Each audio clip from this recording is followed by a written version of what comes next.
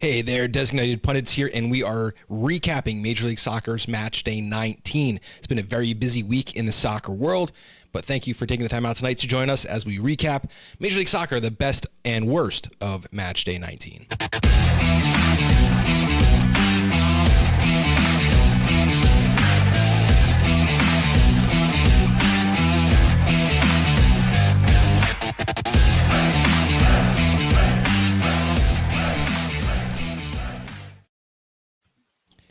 Bob here with Scott, and we are here to break down MLS Match Day 19. Not only that, but we are in an international window. Club World Cup is going on. It is not the end of the season that was promised at the Champions League final a few weeks ago. We are back in the thick of multiple games per day, busy schedules here. Scott, how was your week? Oh, not bad. Not bad at all. So much soccer to keep up with, really. I will elaborate on that. Not bad at all. Fantastic. You went 4-1 again, up 3.97 units. The hottest better on the Designated Pundits. I think this is 4 straight weeks of positive results for you. I had a bit of a down week. I think it's only my third out of 19 weeks in the negative, minus 3 units for me, going 2-5. Dion picking up some of my slack, 3-1 for him, 2.39 units in the plus. That means we were 9-7 plus 3.36 units on the week. Of course, a strange down week by me, but you and Dion definitely picked up the slack and had some fantastic weeks. A lot of those on your big plus money plays we're going to talk about in just a few minutes. On the season, 146 and 145 on 291 wagers. Plus 14.94 units, almost at that plus 15 line. Of course, my personal goal was 30 on the season. That's going to be a long shot, but it looks like it is possible with a couple of good weeks to get ourselves, if we get up to 1 unit per week in the positive, that is like stellar betting right there. Yeah, honestly, I think we're trending in the right direction. I mean, like, you could see how much, obviously, like a week like this is a collector's item for you. Very rare. Dion and I think, are starting to figure some stuff out. Dion has had a couple of really nice plays, and he had a couple of really good ones this week that I really liked. So I think Absolutely. we can get there. We will see. We will see, because what happens now is like there's a big reset button and then a transfer window, and then it's like the second half of the season is its own thing. For those of you out there, there is no gambling this week. There's a lot of gambling this week. No MLS matches to gamble on this week, but then I think next week it's like Saturday, Wednesday, like we have that midweek madness again. So jumping right back into it after the Club World Cup break. If you need something to pick on between now and then, of course, you could follow us on your favorite podcast platform, The Designated Pundits, now on YouTube, Spotify with video, and all major podcast platforms. We're part of the Hooligan Soccer Network, and we're focusing a lot on the Club World Cup there. I was on one of their videos just last night, and you can follow Club World Cup action there, and you could also check out our buddies at the Soccer Sharps, part of the Hooligan Soccer Network. They focus on a lot of EPL betting, but they are heavy into Club World Cup, so there's still a lot of content there to be had. But today, me and Scott talking Major League Soccer, one of my favorite times. Kind of a low stress show. We got some clips to pull up and talk about. Scott, your favorite of the week?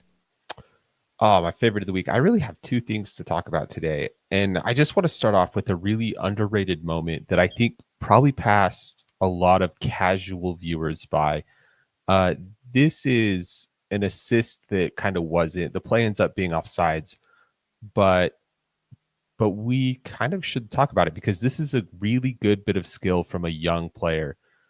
This is Tyler Wolff with just a wonderful one-touch flick. You're going to see him at the top of your screen go into open space, and this touch just sort of defies physics. That ball is coming at him. He's going to use his right foot, stay out of the way, get that ball to go back the direction he's coming from. You can see it's just a really intentional movement. And then, of course, unfortunately, Ari Peel is just like a half yard offsides there. Not only him, the runner. But I don't know what the runner was doing there, because if you look at the end of that clip, the runner out far left was ahead of the defender the entire time, like not providing an outlet, not doing any of that work. no, mistimed runs all around in the front. That's kind of what you get with young players. But I guess the reason I wanted to bring this one up is, even though it seems like the kind of thing that you're like, yeah, a professional should be able to do that, whatever. This is a player who is like fourth string in his position for an RSL team that is pretty low in the table, right? Like sometimes we forget how good these professionals are and how good these young professionals, these kids are. So that was just one thing, an underrated moment that I really liked. As a side note, if I put my foot up on my knee and push down, I can make my hip pop.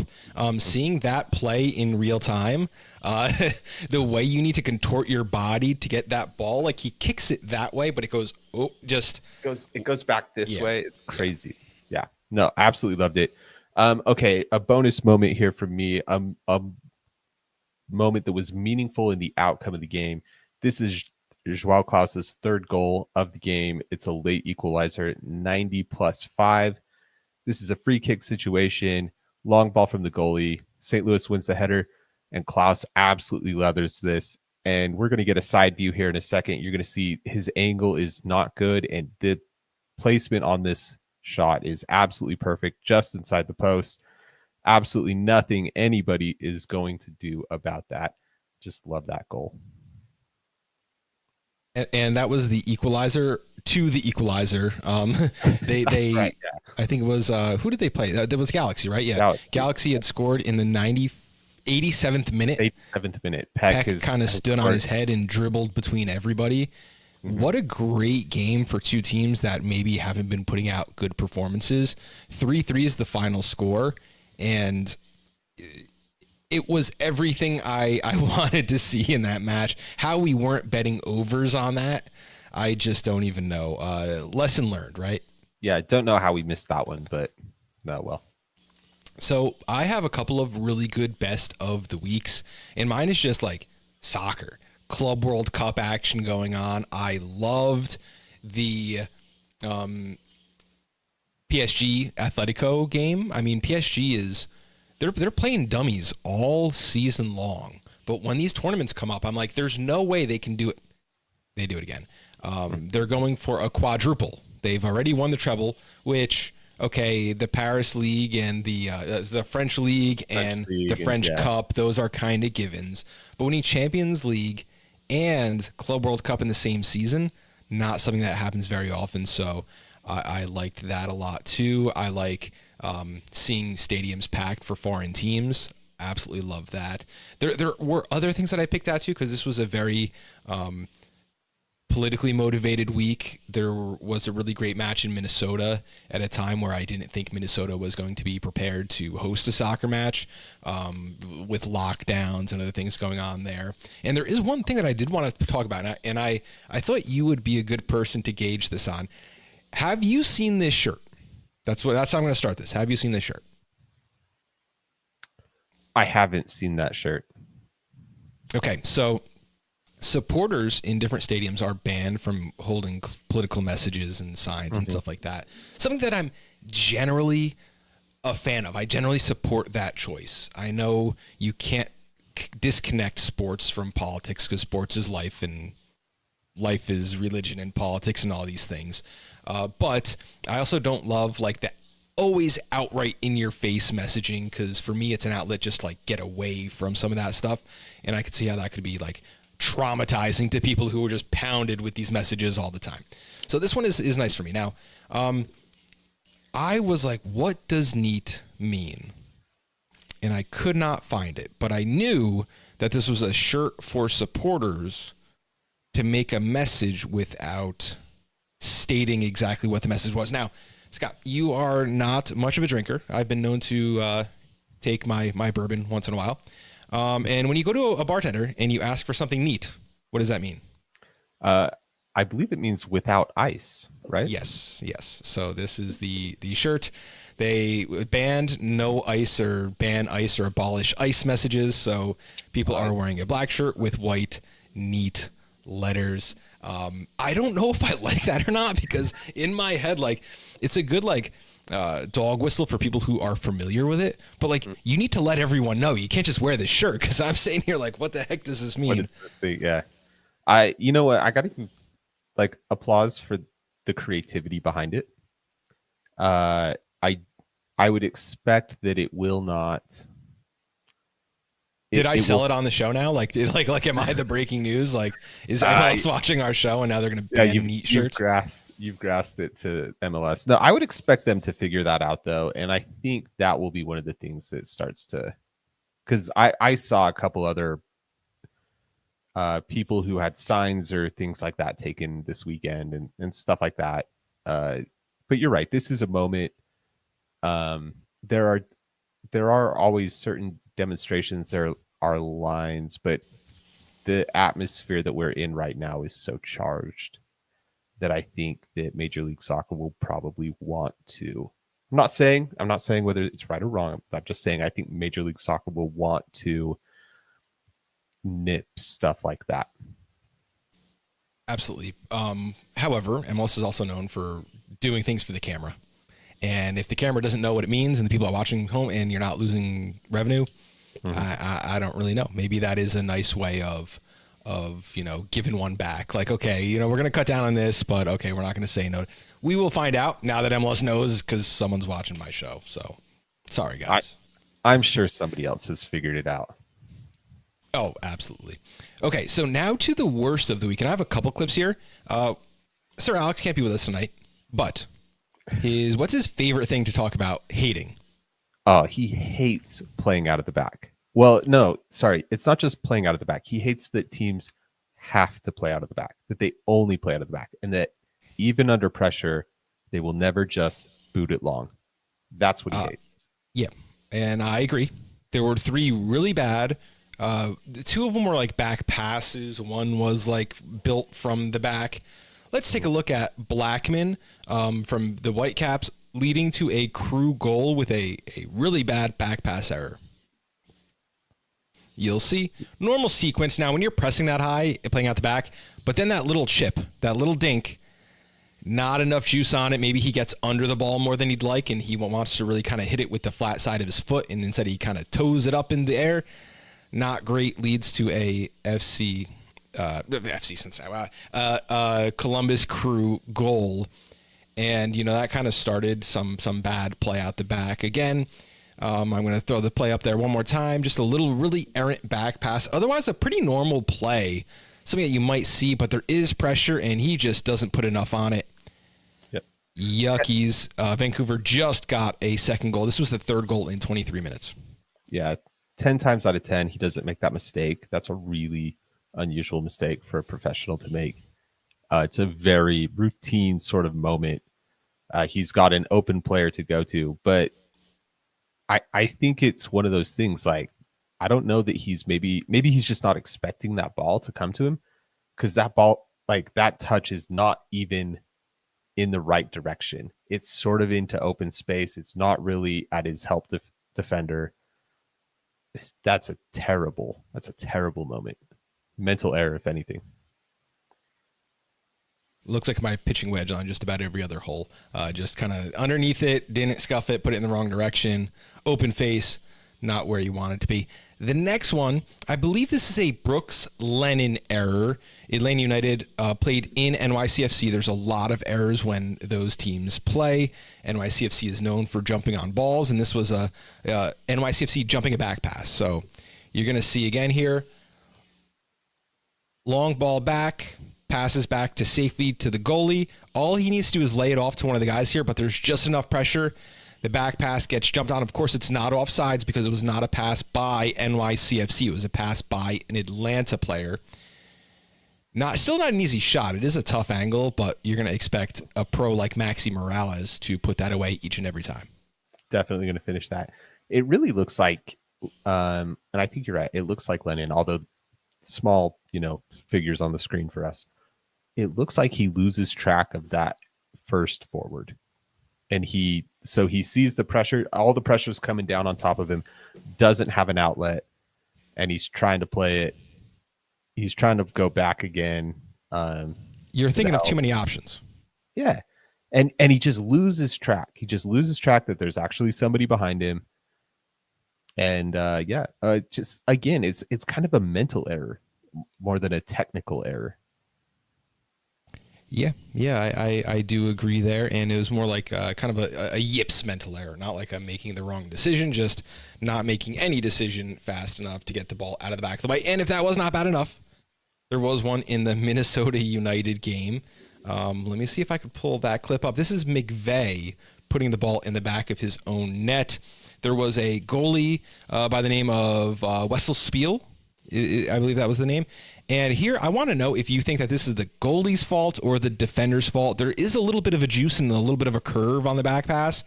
And the goalie tries to get it with his feet, and he's nowhere close. Let's just watch what goes on here. Again, pretty normal sequence. There's pressure, but not a ton. Back pass just with maybe there was like a spin he wasn't expecting, a little bit extra juice on there. It did, yeah.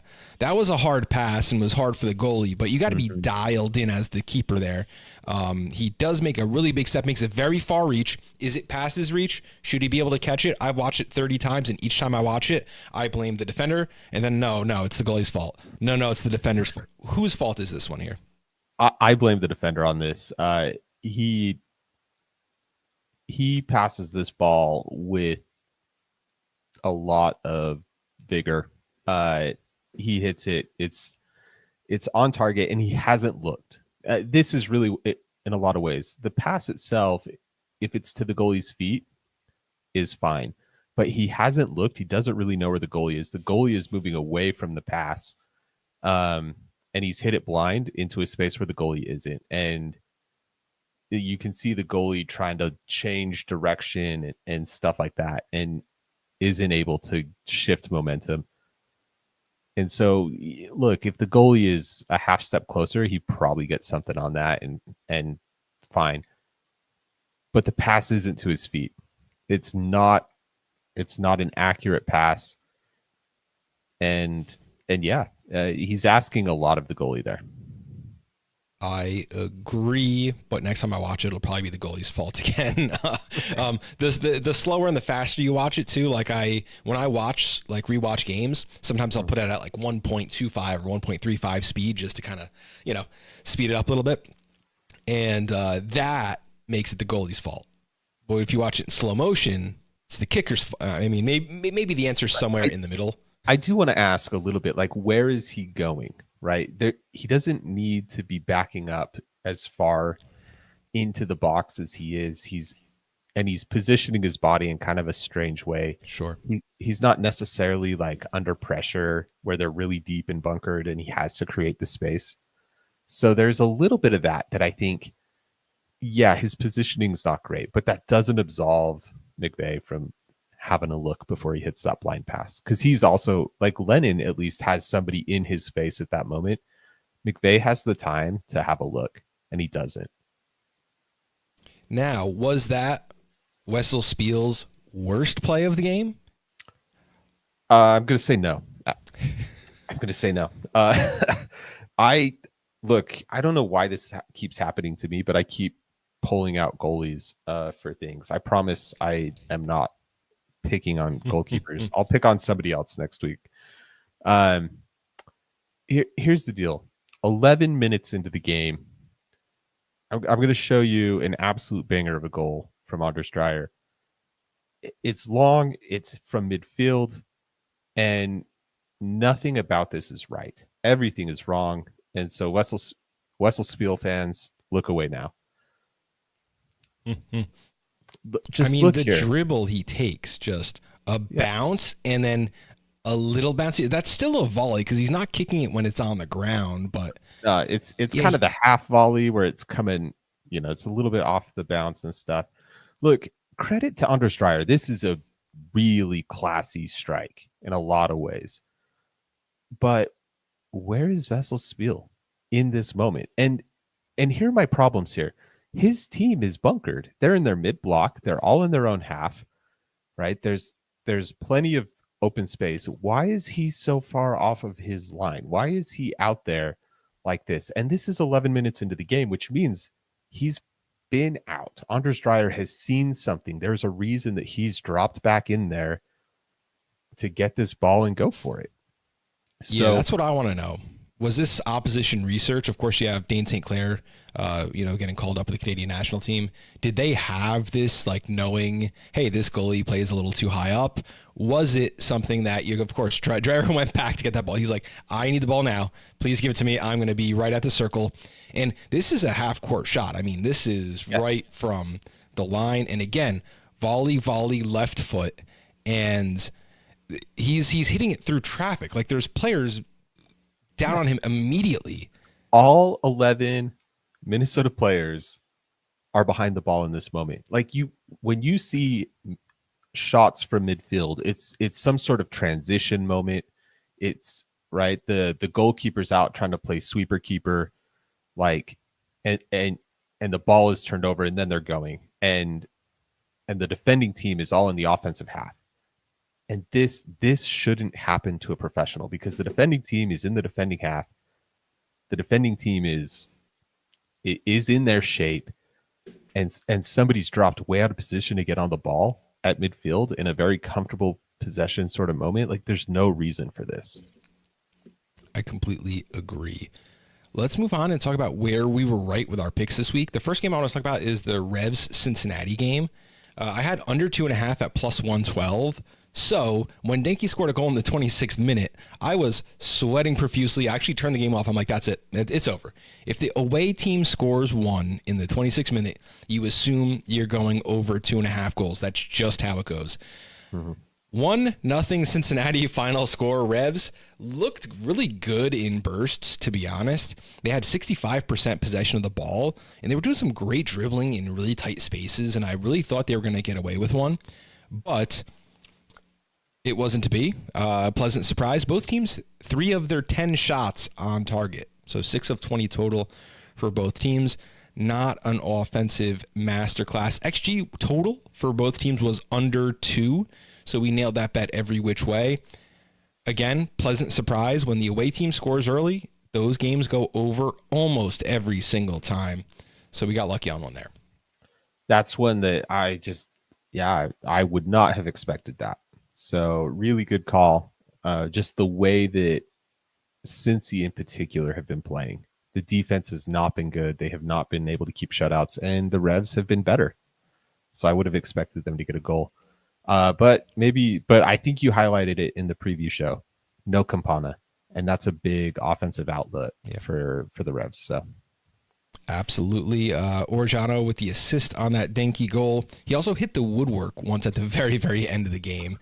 Would have been, icing on the cake. Was not needed. 1.27 expected goals for FC Cincinnati. 0.39 expected goals for the Revolution. My other win, SKC team total over 1.5 goals.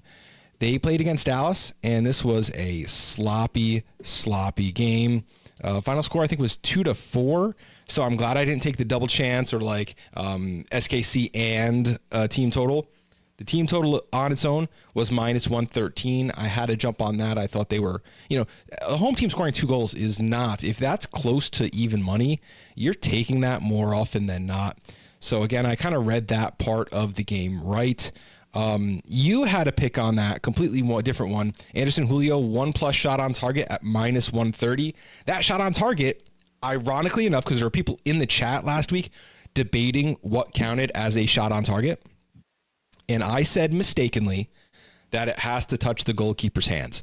Obviously, a goal counts as a shot on target. So there are those two. Woodwork does not count. Someone was arguing that it did. Woodwork does not count. But this shot for Anderson Julio was actually kicked off the line by a defender. Defender blocks on open goals also count as shots on target.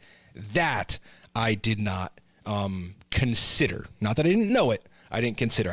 We're with a mic. Yeah. I say a lot of words every show. Well, it's one of those ones that we wouldn't offhandedly think of. There's a difference between, a defender saving something off the line and a defender who blocks the shot near the point of shooting, right? If you shoot and it bounces off the defender's, thigh or shin or whatever, That's very different than somebody who's tracking back to the line and gets ahead on a shot or I something. wonder whose call that is on what to call it. Like, I guess each sports book would have their own, but I guess it would be based on like the official MLS stats. So like someone out there with a yardstick, like if it's halfway to goal or more, then it does count. If it's not, then it doesn't. Either way, incredible dribble by Anderson Julio. If you guys didn't see that, we didn't pull up the clip for that one. Shot from an incredibly short angle, and it would have gone in the net, blocked by the defender. So a lucky bet, or not lucky, a wise bet on that. 0.77 in the plus. It was a minus 130 bet, so it wasn't a heavy-handed one. But hey, you looked and you found a way. Dion was on Dallas. I was on the SKC total. You were on Julio. All three of us cashed in the same game by playing it in very, very different ways. That's the thing I really love is there's so many different ways to get that. And I remember the Julio chance came reasonably early in the game too, and so that the rest of that game for me was just like no stress. Beautiful. Absolutely loved it. I did want to point out too, you have a note here that Kansas City in that game was always scoring 2 goals, and you're absolutely right. I was just looking at forward play before we started recording here, and Dejan Joveljic is on a tear. He has 10 goals so far this season, 16 starts. He had kind of a slow start. If you'll remember, that Kansas City was terrible to start the season. And so something clicked. And I was like, oh, he must have turned it on at some point. And yeah, he's got 5 goals in his last 4 games before playing Dallas. Yeah, he had an assist in this one to Suleimanov on the first goal, and then Munoz scored the second from Garcia. I did want to point out Kiri Shelton got a red card, which kind of gave Dallas a nice little 20-minute window where they scored 2 goals near the end. Mm-hmm. And that was on one of those like 50-50 balls where like someone sticks their foot in and you're not really sure if it's a foul or not, but he was already on a yellow. So they'll be without Kiri Shelton's services, and that's really going to make Joveljic. I mean, he's got to turn it on. 10 goals is not enough. He's supposed to be a 25 goal scorer for the squad. He is supposed to be. I think the thing that impressed me so much was like this team started so poorly. Excuse me. This team started so poorly that there's some number of games at the beginning of the season that you almost have to just mentally subtract from the SKC sort of numbers. Anyway, just probably one to keep an eye on going forward, that if he can kind of keep up some of this form, they'll draw a whole lot more this season. They got a lot of draws left in them. They got a lot of draws, yeah. But it'd be one of those ones that you'd look out for, because Joveljic is a volume goal kind of striker. We know that. Yeah. He had 2 shots on target in this game, even though he didn't score. Did have his assist, but you'd be looking at him for like shot props, anytime goal scorer, that kind of stuff. 63 goals in 18 games Sporting KC has seen so far, so they're doing a lot of it. But again, their streaks are against bad teams. Their wins, they beat Houston Dynamo, LA Galaxy, San Jose Earthquakes, St. Louis City. That's not inspiring confidence at all. Their draws, New England Revolution, that was a 3-3 draw. That was a very decisive game for them, and we felt really good after that one because Revolutions were so... That might be the only game Revs have conceded 3 times. I would need to look that up, but it would seem likely. They drew San Diego, they drew St. Louis City, and they drew Minnesota United in a 3-3 match. So like 2 good draw results, but they're beating really bad teams only. So, you know, we're going to have to keep an eye on that. They have a really, really tricky schedule up ahead. Charlotte, RSL, Colorado, Seattle, hosting NYCFC. There could be a win or 2 in there. It does feel like there's some opportunity in there for them. Those are not games that have to be losses. But that sort of leads into my sort of where I was right this week. It's recognizing the game situations. This week, a lot of my plays were on both teams to score. I had both teams to score, and I had 2 on just players getting shots on target, so opportunities. So I was looking at games as being more open because of the players missing and the rotations and stuff like that. And that did broadly play out the way that I thought it would. I think that's sort of the same deal. I looked at Sam Surridge, who averages under 2 shots on target, but this situation against Chicago, I was like, yes, this is probably a time where he will do that 2 or more shots, right? And this will be one of those games because Chicago's a team that gives away more opportunities. That was the kind of thing that hit. I think, Joveljic will be kind of one of those guys that we can look at and say, in the right situation, against the right team, those opportunities will probably be there for him. And what I like about Nashville is they're very predictable on offense. Not that they're always scoring, but when they do score, it's the same 2 guys. It's Mukhtar and Surridge. You're seeing, Mukhtar contributing more on assists. You're seeing Andy Nahar each and every week with assists on the score sheet. Very, very good. However, I do have to warn you, they are incredibly hot right now. They're probably the hottest team in Major League Soccer. They haven't lost a game in 1, 2, 3, 4, 5, 6, 7, 8, 9. Haven't lost a game in 9. They've had 9 easy games. Now, they did beat Crew as an away team. That was a very good, decisive win. That's a good win. Yeah. They're going to New England. Then they're going to DC. That should be a win. They're hosting Philadelphia. They're going to Miami. They're hosting Columbus. Now's the time where they have a little rough stretch in the schedule. If they can get a couple good wins, maybe get an away win out of those, an away win at Revolution or Inter Miami, a home win against Crew, that's going to change my perception of this team. Because right now, it's a somewhat boring team, a somewhat predictable team. We know how they're playing. It's like, it's like you're playing like a video game. Like, what's going to happen. Like, winger up top, cross in, you're going to get the same guys scoring. It's the same contributors. It's amazing how they've put together this stretch without like setting off any alarm bells. Is it just because they're not like a big city, a big market club? Like, why is not everyone talking about this incredible team on this 9-game unbeaten streak? That's a really good question. Some of it might have to do with them not being in a big market, but I don't know. I don't totally buy that. I think some of it is like you're saying that they aren't beating really great teams. I think part of it is I think we recognize that this is a really good team, but maybe not a totally great team. When you look at, Sam Surridge, he's got 12 goals, but his, expected goals is like 11.9 or something like that. Yeah, and I think 3 of those are penalties or something like that, right? Yeah, he's got a couple of penalties in there. So he's basically scoring the goals that he should score. And I think that's probably some of what it is, that we tend to, as a media especially, we tend to get behind and get on players that are doing stuff they shouldn't be able to do or that we think they shouldn't be able to do, right? Yeah. Anders Dreyer scoring from midfield. Well, he shouldn't be able to score from midfield. Well, look, when the goalie's out of the box, like, yeah, he probably should score that goal, but it's a 0.06 or something expected goal on target for Anders Dreyer there. And so that's going to get the hype because it shouldn't be. He's overperforming. He's outperforming. And Nashville doesn't seem like they're outperforming. It doesn't. It does. Maybe that's like they're comfortable. They didn't make a lot of moves this offseason. They have guys like Jason Palacios, Ahmed Kassam, who's been doing really well. They're just kind of flying under the radar, doing their own thing. They need a statement win, and that statement win could be beating Columbus twice.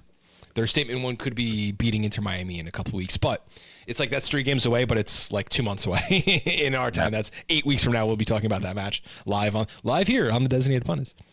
That's a whole lifetime away.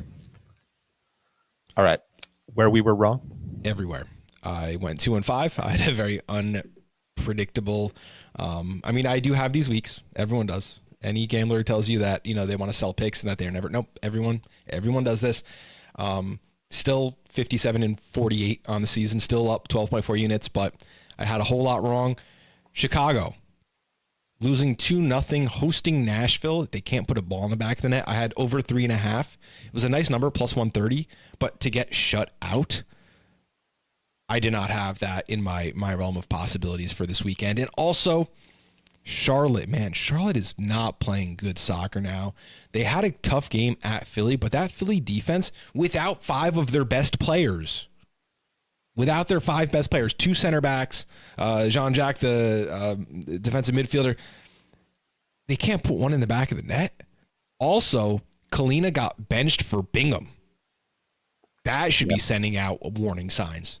2 weeks in a row now, right?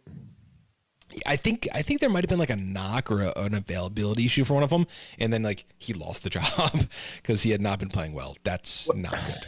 I was reading something from like an independent sort of reporter in the area who was saying that it really came on the back of Kalina taking a shot to the face against the Crew. Okay. Made a save with his face, and he was on the back of that. He basically let in a ton of goals. And that's where Smith said, "Hey, we need to give him a mental break." And so it was 1 week of like, we just need to give him a break. He took this shot off the face. It's kind of shaking him. Now he's making mistakes he doesn't normally make. We'll give him a break, let him kind of get away from stuff, come back, be fresh. And Bingham kept a clean sheet. And I think that was the thing, is that Smith said, "Hey, this other guy kept a clean sheet, so I'm not gonna bench him for doing that," right? Yeah. He did a good job. He gets another game. So I mean, we'll see now that they let in or whatever. Now that game happened, we'll see how that goes. I think it's probably more of an honest competition, though. I believe so too, but I just think Clean is too skilled to be caught up in that. I mean, there were European rumors for the last 2 years, and now he's losing his job to someone who couldn't hold a job for the LA Galaxy. Just doesn't really make sense to me. Maybe something has turned around. Maybe he is actually hurt and there's a little more behind it. But it's just like in a week of like very milquetoast coaching answers, like with the U.S. men's national team, like talking about Pulisic, like, oh yeah, he should have been here. Like, it's just a lot of gaffes. I am assuming the worst from the coach instead of assuming the best, and maybe that's not the way I should be going. Perhaps. All right. You had a very unprecedented week. Fantastic week, 5-1. Usually you don't even make 5 picks. Usually 4-1. You had one game wrong, and it was Houston Montreal under 2.5, and I got that one wrong too. It was. I really bought into your logic on this, and I still do actually. Houston and Montreal are teams with really low, XG generated totals on the season. Their per 90s are bad. They are not super terrible, but pretty average as far as chances given away. The thing that I really bought into, though, was I believed, and I still believe, that there's a talent gap for the Montreal roster. And I'm not saying these guys shouldn't be pros or anything like that, but I'm saying a lot of these guys, if you put them on other teams, would be backups, not starters. A couple of them would find their way in if in the right situation, but a lot of these guys I genuinely believe would be in the league, but as backups. In Montreal, they're starting. And Prince Owusu is one of the guys that really epitomizes that for me. He was really underwhelming in Toronto last season. But he did in this game the thing that he did for Toronto. He will kind of lull you to sleep for a while, and you'll be like, this guy's not for real, right? This guy's not that good a striker. He's not that consistent, or whatever. And then he'll just score a couple goals. In 2 minutes. That's a couple goals in 2 minutes. Mm-hmm. This game ended up being 3-1 in Montreal's favor. So not only did Houston lose, they lost at home, something we don't see very often, and they lost in a blowout, which we see even more seldom. Houston did win the XG battle, 2.65, but they only scored 1 to 1.54 for Montreal. They scored 3. And I was like, what happened here? So I rewatched the game, and here's kind of what I found. Owusu's first goal was a cross from Caden Clark. He was dribbling. He got off like a low-driven shot. Scores like a little one-timer. Okay, he gets his first goal. 2 minutes later, Owusu goal, cross from a guy whose name I've never seen before, Gobaglo, something like that. Header goal. Second half starts. Jalen Neal Off a cross from Pierce, header goal.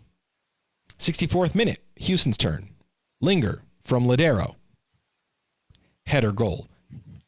3 of the 4 goals were off of headers. Of course, those you kind of expect to be a little less streaky. Those, off of just an errant cross or putting into the box.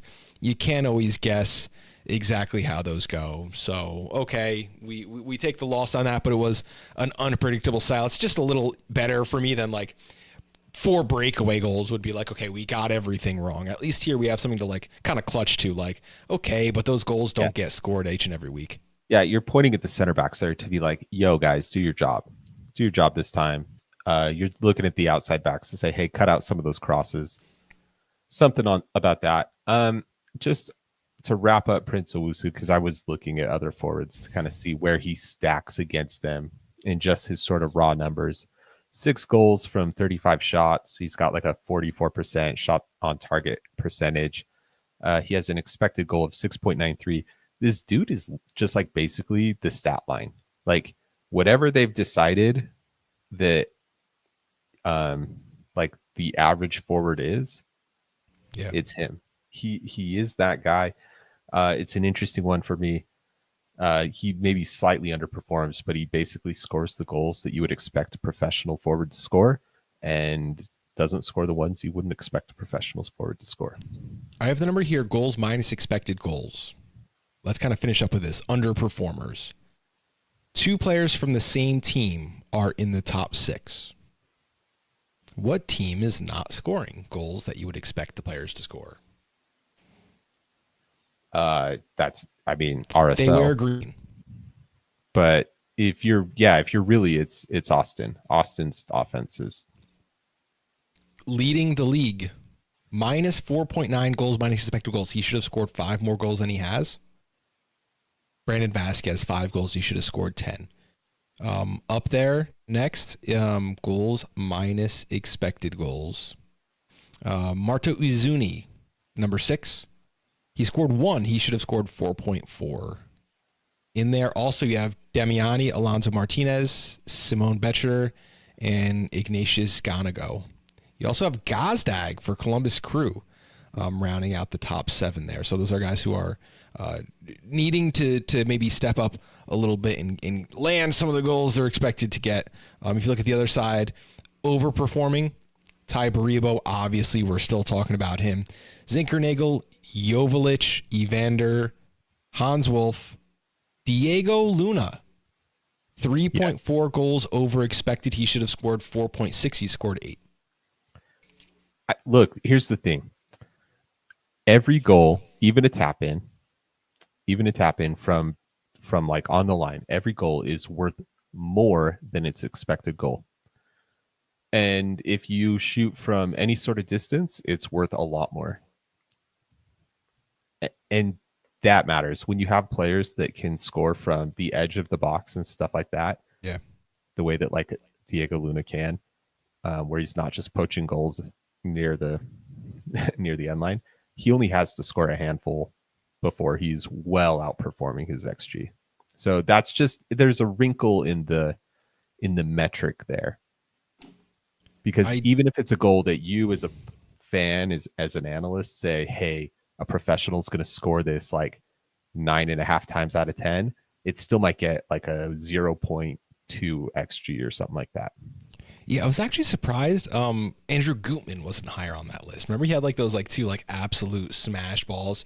Very interesting. We're going to do a little more of a deep dive on some stats because we have a couple weeks to talk about some things. Next episode, we're going to talk about overperforming and underperforming teams, players. That's going to be a really fun episode. We hope you check in soon on the Designated Pundits. Thank you, of course, for joining us tonight, and have a great week.